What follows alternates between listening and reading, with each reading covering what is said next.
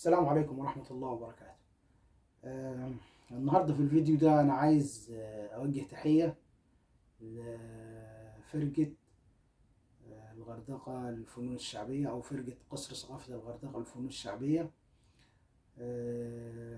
عشان هم حققوا في الفترة الأخيرة دي نجاحات يعني تستحق الإشادة، خصوصا ان هم بدأوا من فترة بسيطة. اي نعم، هي القائمين على الفرقة زي الاستاذ شادي حلبي، وقبل منه كمان المدرب كابتن علاء، ما شاء الله عليهم، في وقت قليل قدروا ان هم يشكلوا مجموعة بتقدم الفلكلور والفن بتاعنا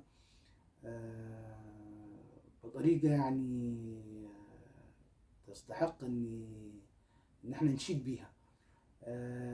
يمكن يعني انا عن نفسي يعني عندي شويه ملاحظات بسيطه، بس عادي دي ممكن نناقشها معاهم، مش مشكله. لكن هم اللي بصراحه محققين انجاز حلو جدا، وبيقدموا الفن بطريقه حلوه.